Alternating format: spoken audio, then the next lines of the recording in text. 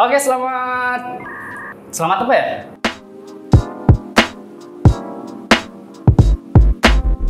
Halo teman-teman, selamat datang kembali di channelnya Nicky4 dan sekarang kita akan berdiskusi gitu. Bukan berdiskusi juga sih ya, tapi kita ngobrol santai aja. Namun sebelumnya perkenalkan dulu, nama saya sudah ada di sini, Reza. Saya di sini untuk di Nicky4 ini untuk saat ini menjabat di supervisor khususnya di area projectnya GS Baterai gitu ya. Jadi sekarang kita ngobrol aja santai-santai mengenai apa itu mungkin teknik sipil dan berdiskusi tentang dunia konstruksi lah. Gitu ya, kita lanjut ke pertanyaan pertama aja.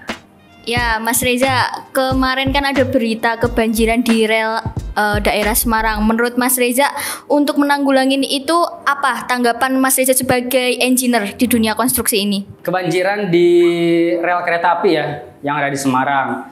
Ketika suatu area terkena banjir, berarti ada faktor permasalahannya. Yang mana faktor permasalahan itu berarti adalah saluran drainase. Nah, berarti yang pertama harus kita cek atau harus kita periksa adalah drainasenya itu lancar atau tidak. Apakah ada hambatan atau tidak di saluran drainasenya.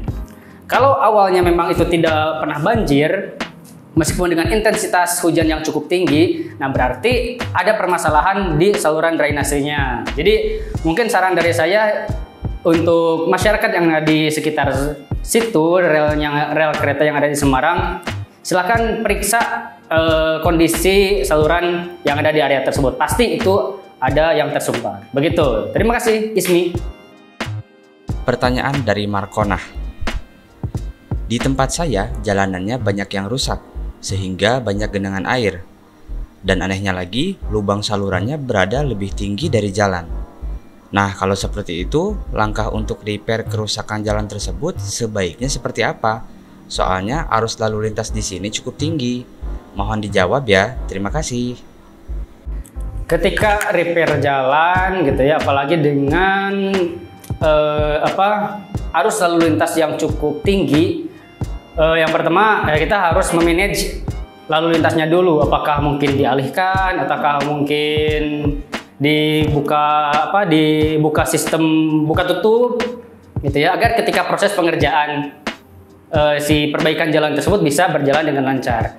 Nah, itu kadang memang cukup saya bingung gitu ya. Ketika jalannya tinggi terus tergenang di sisi jalan, tapi lubang salurannya itu malah di atas, gitu kan? Ya itu mungkin bisa jadi evaluasi buat kita semua. Apakah itu memang cocok? Tapi kalau menurut hemat saya itu memang tidak efektif gitu kan. Berarti secara logikanya untuk bisa masuk ke saluran tersebut berarti si air harus tinggi dulu dong gitu kan. Ya, mungkin itu jadi evaluasi kita bersama, dan mungkin apabila ada yang tahu kenapa sih itu lubang salurannya bisa di atas, mungkin bisa komen di bawah aja ya. Oke. Dari Ahmadi Yo, mau nanya. Sebagai alumni teknik sipil, kira-kira ilmu terapan apa yang bakal kepake di lapangan kalau menurut pengalaman dari Reza? Terima kasih.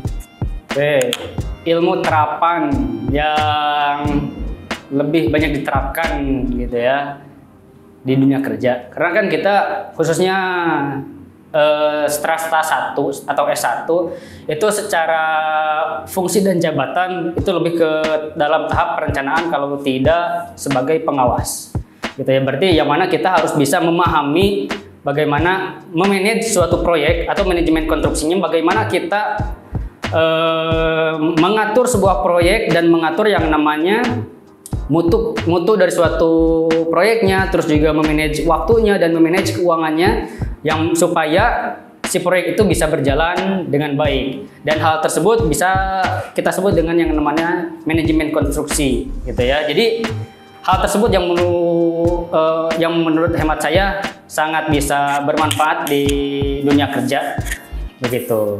Terima kasih, mungkin seperti itu. Ada lagi? Ada. Oke, ada, silahkan. Mas, ini teman saya titip pertanyaan, namanya Bang. Yuk, Bang. Dia itu seorang mandor, Mas. Jadi dia kebingungan tuh cara mengatasi gini loh. Kalau misalnya dia punya tukang harian, tapi dia sering istirahat. Terus tapi kalau borongan dia kerjaannya kurang rapi. Menurut Mas Reza itu gimana ya solusinya? Nah, terkait tenaga kerja, gitu kan? Karena istilahnya tukang harian ya lambat, tukang harian cepat tapi hasil kurang maksimal. Nah, yang perlu dilakukan adalah pengawasan, gitu ya. Jangan sampai si tukang itu dibiarkan begitu saja. Perlunya ya mungkin sejam 2 jam sekali, 3 jam sekali, perlu adanya pengawasan, terus juga pengecekan terhadap kualitas dari apa yang telah dikerjakan oleh tukang, gitu kan. Ketika si tukang itu dibiarkan, ya maupun itu harian maupun borongan, ya tentu hasilnya akan lama, kalau nggak lama cepat tapi hasilnya kurang memuaskan. Jadi saran dari saya kepada Pak Bambang, lakukan pengawasan terhadap kualitas si tukang Anda, gitu kan. Ketika menurut Mas Bambang itu dirasa kurang maksimal, ya cukup ganti saja, gitu kan, dengan tukang yang menurut Mas Bambang itu bisa lebih bagus. Apaan tuh? Begitu. Jadi intinya jangan lupa dilakukan yang namanya pengawasan. Terima kasih. Oke, mungkin dicukupkan sekian untuk episode kali ini dengan tanya-tanya bersama Reza Abdillah. Mungkin kita akan bertemu lagi di next episode di channelnya Nicky4, dan jangan lupa klik like, subscribe, dan nyalakan loncengnya di channel ini. Terima kasih.